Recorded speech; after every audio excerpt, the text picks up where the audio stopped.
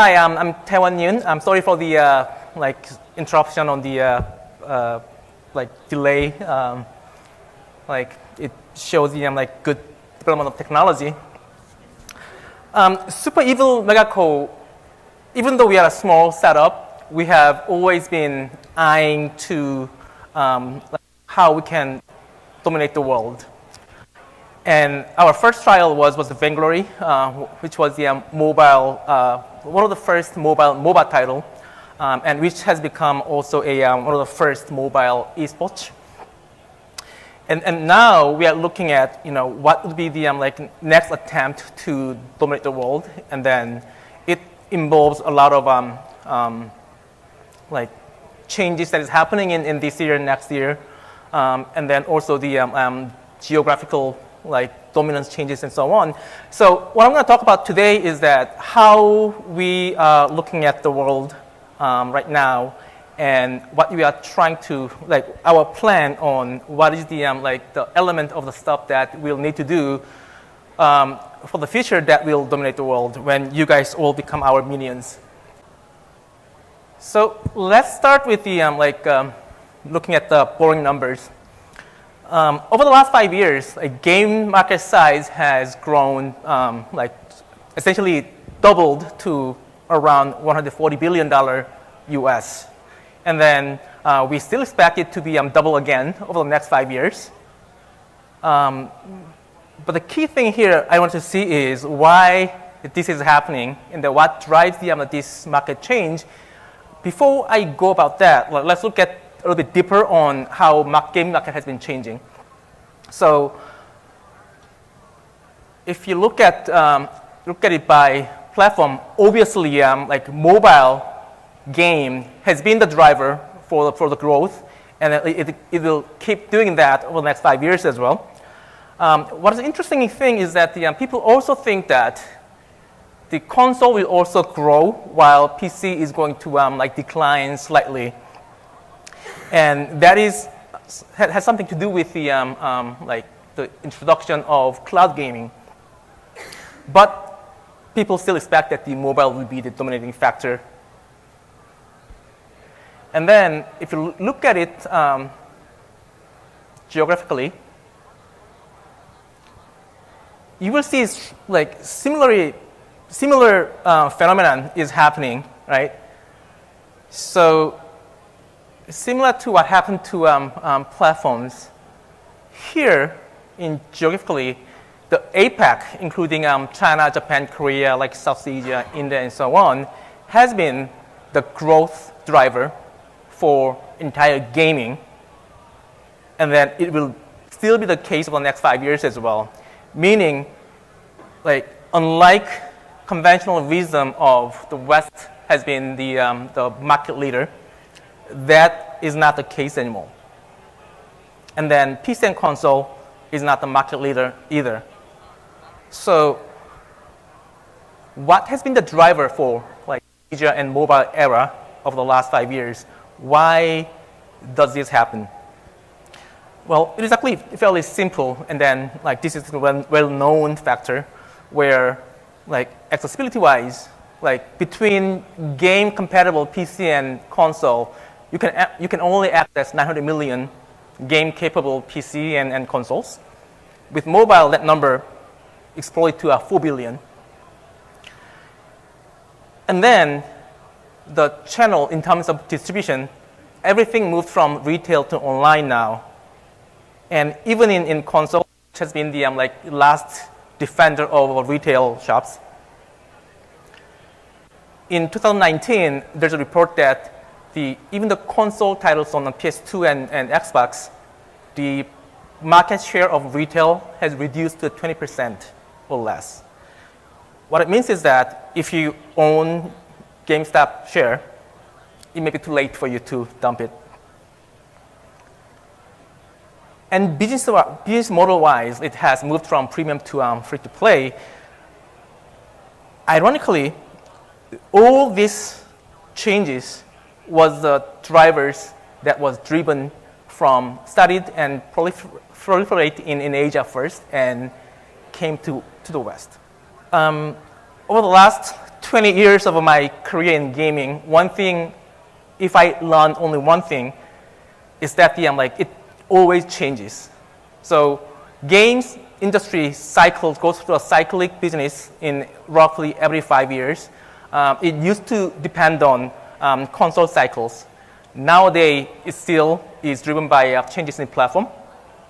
So the market growth driver for the next 5 years will be slightly different from the past 5 years, but not too different. So it's still like 3 factors, like accessibility, content, and geography. But the difference in accessibility is not the like PC to mobile. Now it will be more on the cloud gaming and 5G. What was really interesting to me, since Google Stadia has announced, a lot of debate about if cloud gaming is going to be successful or not. People think that it seems that people is looking at if console players will adopt the cloud gaming or not. That is actually really myopic view, because the real meaning of cloud gaming is it actually exposed console gaming to people who were not able to play console game in the past. So these 400 million people who owns console or who owns mobile, now they'll be able to, now I forgot, able to play a, console games literally in the next 5 years. One thing I agree with the critics though is that it's not going to happen tomorrow or next year or 2 years from now, but I believe that it's going to happen in 5 years. So content-wise, streaming and also the importance of esports will be growing more and more. But this is going to be a little bit different from what people think right now. I'll touch upon this later. And geography-wise, South Asia and India has become a hot market right now, just as China, Korea, and Japan has been driving the growth. They will still be strong. These countries are the ones that is actually growing really, really fast right now. So you have to think about what to do with it. So I think that probably everyone should have read about this comment from Netflix earlier this year from their quarterly report. We compete with and lose to Fortnite more than with HBO. So we were amused by looking at why looking at this, why Netflix is talk about this. But to me, it was actually a really natural thing for them to say. Why? Because Netflix really sees us as a competitor, because people who's watching game content on YouTube or Twitch are actually more than who's watching Netflix or HBO or ESPN. And this number is actually misleading, because it talks about YouTube games and Twitch. And then the biggest audience on this kind of TV-like content reside in China, and then this number doesn't cover that at all. And then the audience of esports in 2017, 2 years ago, has already been bigger than some of the professional sports in the US. This is actually why you see a lot of investment in esports from traditional pro sports teams, organizations, and pros. For them, it has become a life or death situation, because they see that their market is shrinking because of esports. So by investing in esports, they're actually hedging their future. But the thing is that most of the game industry people, we don't see it. We don't realize why they are doing it, why these sort of the worries are given to TV people or sports people. The reason is also simple, because in esports, money is not there yet. So this is the comparison between the esports audience and revenue, and then sports audience and revenue. There is striking difference between those two. So what this means is that while our real competitors, like sports teams and Netflix, they see like diminishing return on their investment and audience size, whatnot, but we actually not seeing any revenue from it. That's why we don't realize that esports has already become really big. So that is the problem. Then why would we care about this then? Like, what does all those numbers and thought on like where market reside and where things are going? Because as I said already, games market, the size is $140 billion. But the market size of entertainment is more than 10 times of gaming. It is 1.6 trillion last year. And then it comprised of game, TV, sports, like movies, theme park, and so on and so forth. So to me, our market and competitor is there in entertainment sector.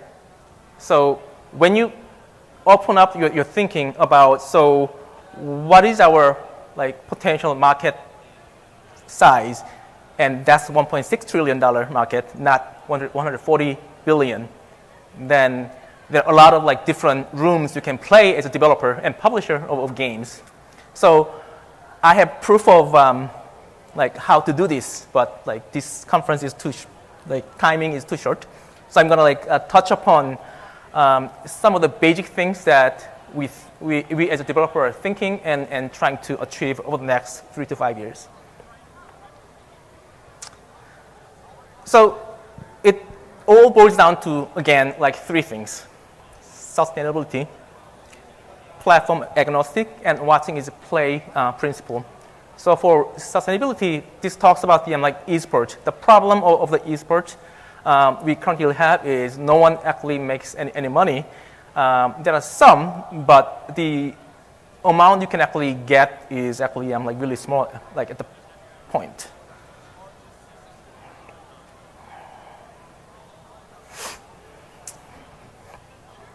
So one of the things that then needs to happen in terms of esports industry is that the like seeking a regional relevancy. So one of probably the few, maybe the only esports franchise that currently like making a real revenue on profit is Overwatch by Activision Blizzard. But the problem with that franchise is that they actually they think that the US style pro sports franchise structure, basically like Overwatch franchise has been modeled after NHL system. So that works in US, but they will try to globalize the structure outside of US as well, which actually has led into the like quite dismal performance outside of US. And again, if you think about the real market is not in US but in Asia Pacific, then that is actually the wrong approach. And then you have to think about what is the relevant strategy of your esports in different regions other than in US. Like it may be the case that FIFA or Olympic style of esports strategy better for somewhere else other than US. The other thing is that the governance. This is actually an interesting point. So I already talked about the Overwatch. There's one difference between NHL and Overwatch franchise, even though they are, most of the structure are really similar in terms of business model and how it is structured. That is, like as I said, the governing party is different. NHL is owned by the teams that participating in the success of NHL. Overwatch is owned and run by Activision. So it is funny as a developer to talk about that, but I actually recognize that as one of the key problems in current ecosystem of esports. Because right now, most of the like esports is ran as a like more of the product marketing scheme rather than as a like business or like industry. So that is kind of like hindering the development of like esports, of its development as a industry of its own. So I believe that this needs to be changed somehow. So second one is, as I said, is platform agnostic esports, platform agnostic gameplay, meaning this means that not only your game needs to run on different platforms, it also needs to support like crossplay. The key factor to achieve that is making your game like running on ability to run your game on different control schemes, right? Mobile, you are using your thumbs to play your game. On PC, people use mouse and keyboard, and now on console, like the keypad is a like typical norm. Now, if you want to do a real crossplay game, then you have to not only you need to support all three different control schemes, but also the level of play you can do with different control scheme needs to be like comparable to each other. This doesn't happen automatically. You have to design your game to be able to support this kind of like competitive parity. That's why when you need to design your game, you have to think about it. And then form factor agnostic means that in the next 5 years, so there will be a lot of different like form factors of the platform that you can run your game, from like 5-inch screen of mobile to like your desktop to notebook to 8-inch TV you have in your living room to a stadium, like maybe a 200-inch like screen, or in a cinema, you may want to run your game on those super large screens as well. So what it means to developers is that your game needs to support like different aspect ratio of the different screens. And your game needs to support those like dynamic UI changes. And then how you design your UI and UX of your game, it differs when you design a small like mobile game aimed at like small screen to 8-inch TV. So how to support that seamlessly for player base is something you have to think about to be successful in this like post-platform era.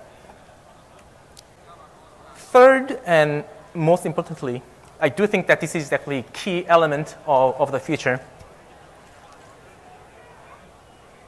So right now, people think gaming and esports as two different things.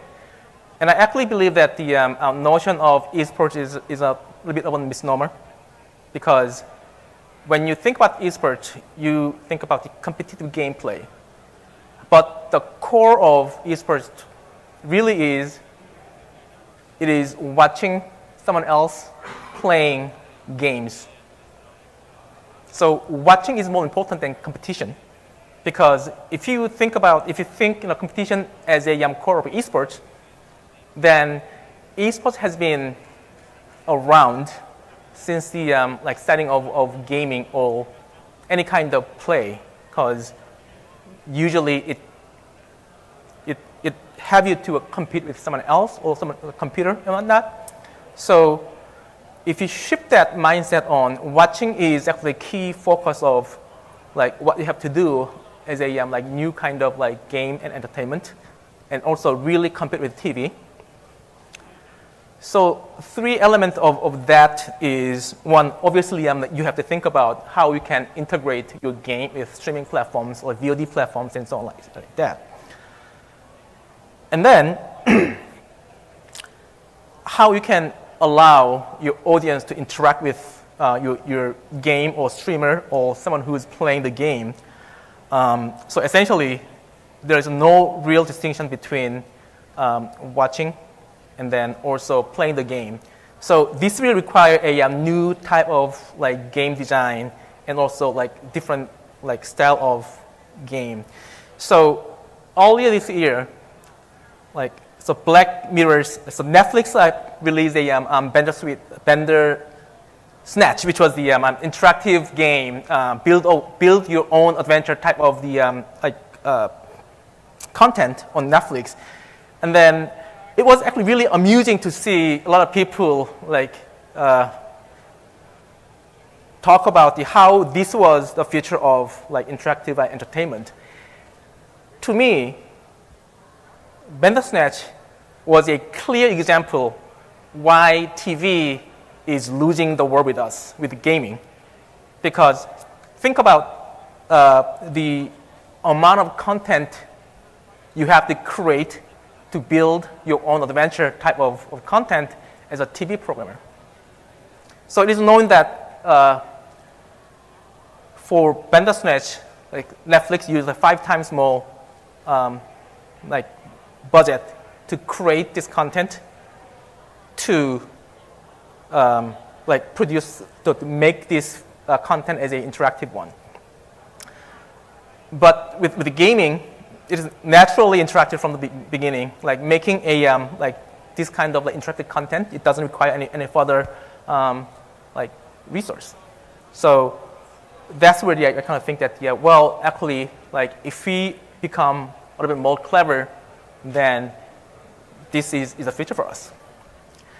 And then finally, one thing that is really interesting thing is that, so if you look at how streaming world works and how esports work, is that regular cadence of content production is really key. So meaning how you can support that sort of content production by streamers or esports players or whoever wants to create content using your game, and then how to support them to become create a sort of a schedule or TV-like programming is one of the key aspects of future of gaming. So these are the key things, and these are the something that we are trying to do. So and then what I'm really trying to say is that again, let's get back to the global entertainment market size, $1.6 trillion last year. So this may be games market size in 2023, and you can be a part of that. We want to be a part of that for sure. All right, that's it for today. Do you guys have any questions? So 2 questions. Okay. So there is a comparison between the game market, particularly the esports market, and then the entertainment market as a whole. Mm-hmm.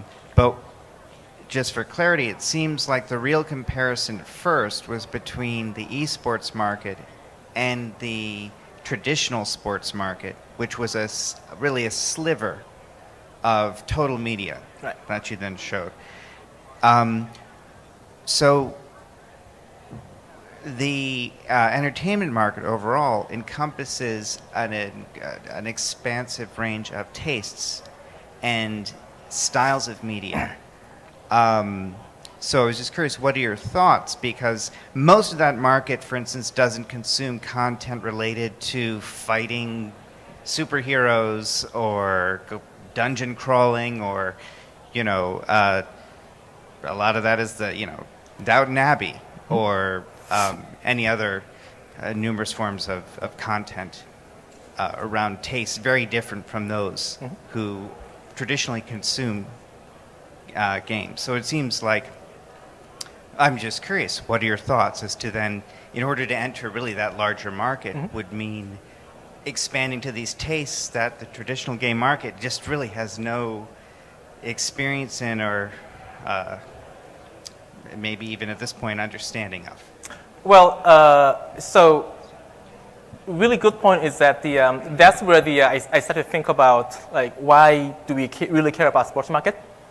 As you said, it's a really small sliver of entertainment market, and then the structure of sports market is also quite dismal. For example, how many people from who's doing playing sports all day long can become a professional player in NFL, and then the way the players are treated on that. So the more like research I do about sports market, the more I feel that, well, using sports market as a role model of esports is actually the wrong approach. That's why, well, it's not only that, but one of the major thought shift needs to happen is actually that, right? Esports is not about sports. It is actually, again, how we can create content that can interest, generic audience. You can do that with a sports game. You can do that with different type of games. Just as TV content has different genre, game does too. So I'm not saying that we will be able to completely dominate 1.6 trillion market. Who knows, it may happen.